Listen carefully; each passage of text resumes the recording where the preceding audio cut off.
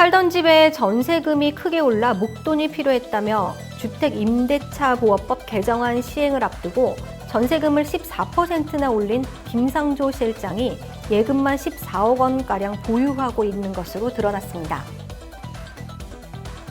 인터넷에서 마약을 판매하고 불법 촬영물을 유포한 20대가 경찰에 구속됐습니다. 지난 3월 26일 시민사회단체인 통일을 실천하는 사람들 경남본부 창립총회가 창원시 서상동 목장원 대연회실에서 경남 지역 시군구 책임자 40여 명의 모임 가운데 진행됐습니다.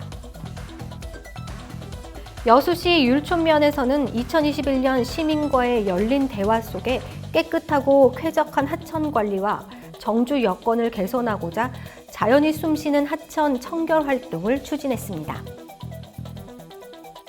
한중 문화교류의 해를 맞아 한중 작가들의 모임인 한중미술협회 초대전이 갤러리 관악에서 3월 29일부터 4월 8일까지 개최됩니다. 자세한 소식은 잠시 후 뉴스에서 전해드리겠습니다. 시청자 여러분 안녕하십니까? SDTV 뉴스 이지연입니다. 살던 집에 전세금이 크게 올라 목돈이 필요했다. 청와대는 전셋값 인상 논란으로 김상조 전 청와대 정책실장이 경질되기 전 주택임대차보호법 개정안 시행을 앞두고 전세금을 14%나 올렸다는 보도에 이렇게 해명했습니다.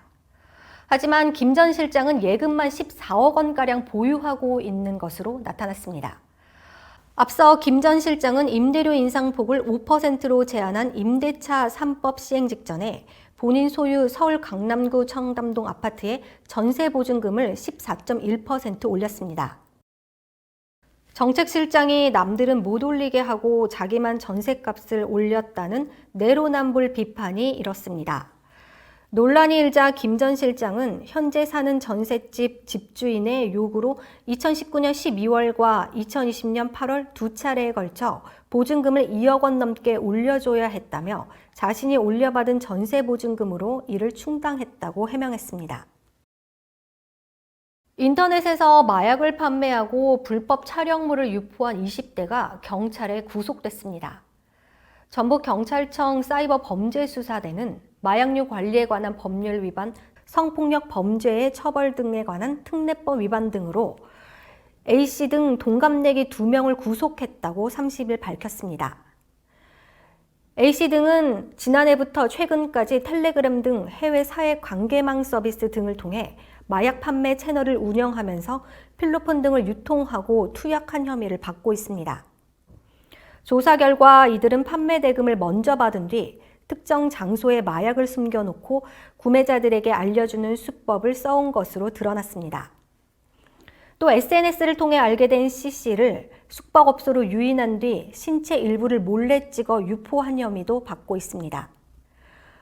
경찰 관계자는 A씨 등이 불법 촬영한 대포폰 등을 압수해 추가 범행 여부를 확인하고 있다며 온라인을 통한 마약 판매와 디지털 성범죄를 엄중히 단속하겠다고 말했습니다.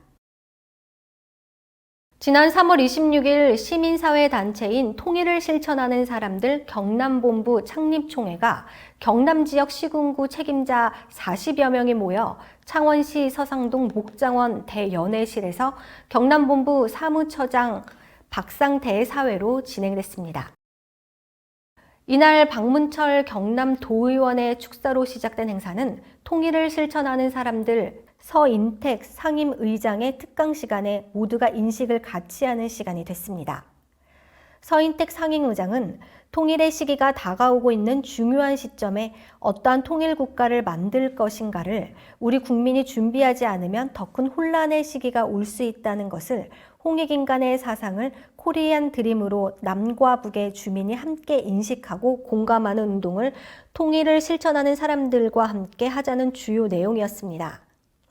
창립총회를 통해 대한민국 신지식인협회 정윤호 회장이 경남본부 회장으로 선출돼 상임대표로 활동하며 여성회장에는 김남원 성균관 유도회 창원지부 부회장이 맡아 여성운동의 중요 역할을 담당하며 지역 책임자 및 본부 임원들은 공동대표로서 각자의 활동에 주력하기로 했습니다.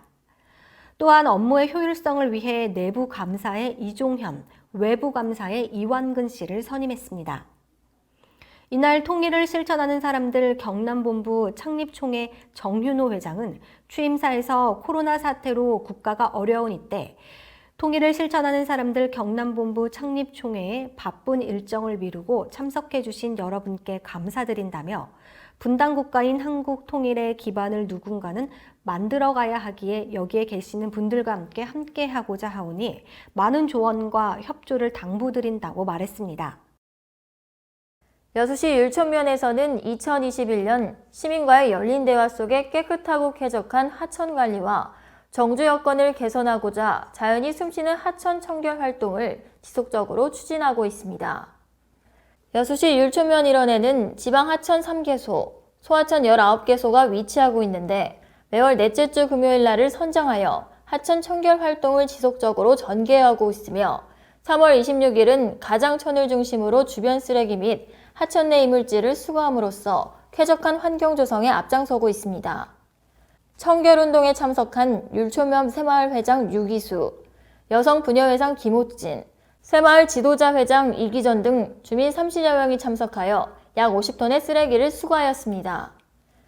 율촌면 새마을 회장 유기수는 자연 환경 보존을 위해서 계속적으로 지역 주민과 평생 함께 선봉자가 되겠다고 말하였으며 또한 2021년 12월 말 한국농어촌공사에서 퇴직한 차석철은 본 율촌면 새마을협회에 2021년도 등록하여 모든 일에 솔선수범하여 자연환경보전에 앞장서서 일하겠다고 밝혔습니다.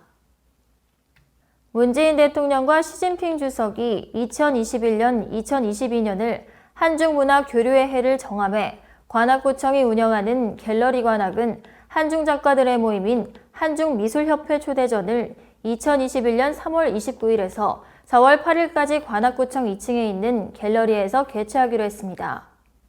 한중미술협회는 2009년 창립 이래 한국의 국회를 비롯하여 국방부, 서울시의회, 주한중국문화원 등 여러 공공기관에서 초대전과 중국 북경의 칭화대학교, 주중한국문화원 등에서 초대전시를 소화한 단체입니다.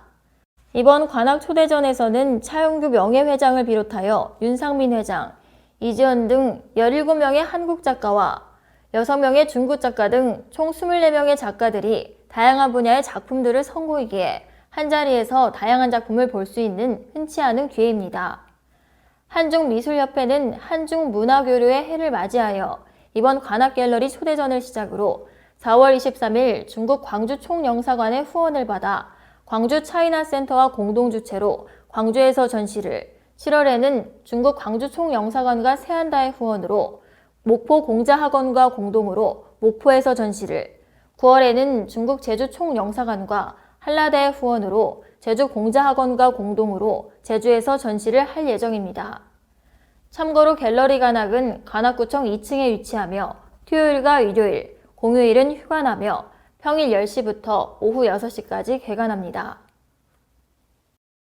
이상으로 뉴스를 마치겠습니다. 시청해주신 여러분 고맙습니다.